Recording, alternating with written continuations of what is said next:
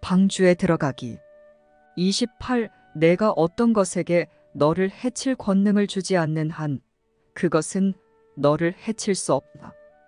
왜냐하면 너는 이 세상의 법칙이 주기를 해석하는 대로 권능을 주기 때문이다.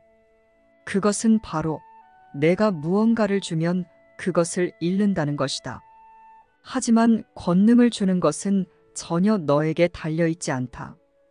권능이란 하느님에게서 나와서 하느님이 주시는 것이며 내가 줄 때 얻는다는 것을 아는 성령이 다시 일깨워주는 것이다. 성령은 죄에 그 어떤 권능도 부여하지 않으며 따라서 죄에는 어떤 권능도 없다. 또한 성령은 병과 죽음, 비참함과 고통과 같은 이 세상이 보는 대로의 죄의 결과에도 그 어떤 권능도 부여하지 않는다. 그러한 것들은 일어난 적이 없다. 성령은 그러한 것들을 보지 않으며 그것들의 근원처럼 보이는 것에 그 어떤 권능도 부여하지 않기 때문이다.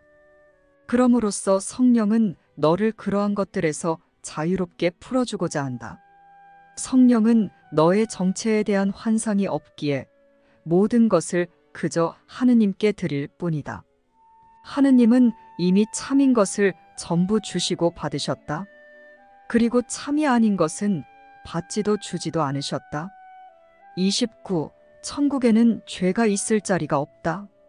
그곳에서 죄의 결과는 이질적이어서 그 근원만큼이나 들어올 수 없다. 바로 여기에 내가 형제를 죄 없다고 보아야 할 필요성이 있다. 내 형제 안에 천국이 있다. 그 대신에 형제 안에서 죄를 본다면 천국은 너에게 상실된다. 반대로 그를 있는 그대로 본다면 내 것이 그로부터 너에게로 빛난다. 너의 구원자는 너에게 오로지 사랑만 주지만 그로부터 무엇을 받을지는 너에게 달려있다. 너의 모든 실수를 간과할 수 있는 것이 내 형제 안에 놓여 있으며 바로 여기에 그 자신의 구원이 놓여 있다. 너의 구원도 마찬가지다. 구원이란 주기를 성령이 해석하는 대로 가르치는 레슨이다.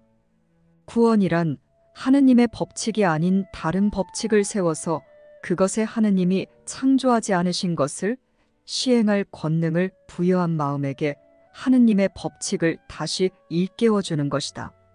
30. 너의 정신 나간 법칙은 내가 실수를 하고 그 결과를 당연한 것으로 받아들임으로써 실수에게 너를 지배할 힘을 부여하도록 보장하기 위해 만들어졌다. 이것이 광기가 아니고 무엇이겠는가? 이것이 바로 너를 정신 이상에서 구해주는 구원자에게서 내가 보려는 것인가? 그는 너만큼이나 이런 광기에서 자유롭다. 그리고 너는 그의 내면에서 보는 자유에서 너 자신의 자유를 본다. 왜냐하면 너희는 자유를 공유하기 때문이다. 하느님이 주신 것은 하느님의 법칙만을 따른다. 또한 하느님의 법칙을 따르는 자가 다른 근원의 결과로 고통받을 수도 없다. 30일 자유를 선택하는 자들은 오로지 자유의 결과만을 경험할 것이다. 그들의 권능은 하느님에게서 나왔으며 그들은 그 권능을 하느님이 주신 것에게만 주어서 공유할 것이다. 이것 외에는 그 무엇도 그들을 건드릴 수 없다. 그들은 오로지 이것만을 보고 자신의 권능을 하느님의 뜻에 따라 공유하기 때문이다. 이런 식으로 그들의 자유가 확립되고 유지된다. 그 자유는 가두고 갇히려는 모든 유혹을 뚫고 옹호된다. 자유가 무엇인지 물으려면 자유에 대해 배운 자들에게 물어야 한다. 독수리가 어떻게 높이 날아오르는지 참새에게 묻지 말라. 작은 날개를 가진 자들은 너와 공유할 권능을 스스로 받아들이지 않았기 때문이다. 32. 죄 없는 자들은 자신이 받은 대로 준다. 그러니 내 형제 안에서 죄 없음의 권능을 보고 내가 그에게 제공한 죄에서 해방하는 권능을 그와 공유하라. 고독한 듯 이 땅을 걷는 사람마다 구원자가 한 명씩 주어져 있다. 이곳에서 그 구원자의 특별한 기능은 그 사람을 해방하여 자기 자신을 자유롭게 하는 것이다. 분리의 세상에서는 각 사람에게 구원자가 따로 임명된다. 비록 그들은 모두 똑같지만 말이다. 하지만 그들이 모두 똑같음을 아는 자는 구원이 필요 없다. 각 사람은 그리스도의 얼굴을 바라보고는 그가 죄 없음을 볼 준비가 되었을 때 자신의 구원자를 발견한다. 33. 그 계획은 너희가 세우지 않았으며 너희가 배우도록 주어진 부분 외에는 신경 쓸 필요도 없다. 나머지 부분을 아는 성령이 너희의 도움 없이도 그것을 맡아 처리하기 때문이다.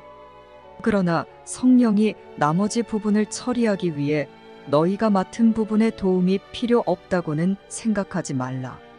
너희가 맡은 부분에 그 계획 전체가 들어있기 때문이다. 그 부분이 없다면 다른 어떤 부분도 완전하지 않으며 전체도 마찬가지로 완전하지 않다. 평화의 방주는 둘씩 짝을 지어 들어가지만 또 다른 세상의 시작이 그들과 함께 들어간다. 각각의 거룩한 관계는 이제 성령의 목적을 공유하므로 이곳에 들어와 성령의 계획에서 맡은 특별한 기능을 배워야 한다. 그 목적이 실현됨에 따라 새로운 세상이 하나 일어난다. 그곳으로 죄는 들어갈 수 없고 하느님의 아들은 두려움 없이 들어갈 수 있다. 또한 그곳에서 그는 잠시 안식하며 감금 생활을 잊고 자유를 기억한다. 너희가 없다면 그가 어떻게 들어와서 안식하고 기억할 수 있겠는가? 너희가 그곳에 없는 한 그는 완전하지 않다. 그리고 그가 그곳에서 기억하는 것은 바로 자신의 완전함이다. 34. 이것이 바로 너희에게 주어진 목적이다. 너희가 서로를 용서하는 것이 너희 둘에게만 도움이 된다고 생각하지 말라. 이곳에 안식하러 들어오는 모든 쌍의 손에 새로운 세상 전체가 놓여 있기 때문이다. 그들이 안식함에 따라 그리스도의 얼굴이 그들을 비춰주며 그들은 이제 하느님의 법칙을 기억하게 된다. 그리고 나머지는 모두 잊고 하느님의 법칙이 자신과 모든 형제 안에서 완벽하게 실현되기만을 열망한다. 이것이 실현되었을 때 너희가 그들 없이 안식할 것이라고 생각하는가?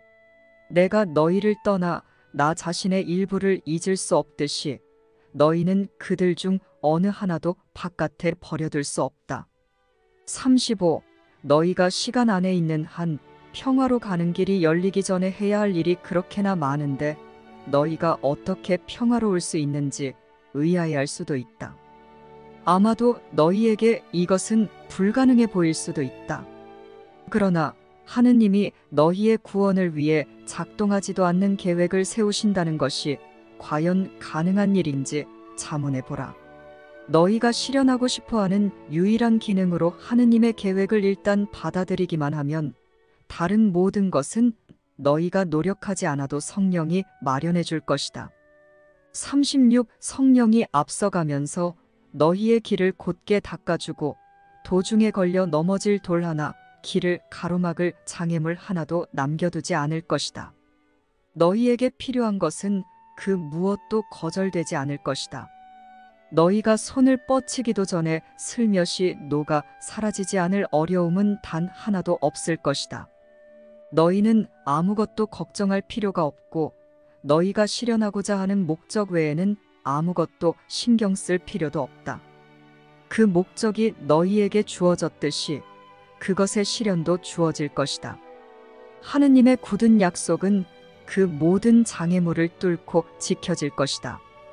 그것은 우연이 아닌 확실성에 근거하기 때문이다. 그것은 너희에 근거한다.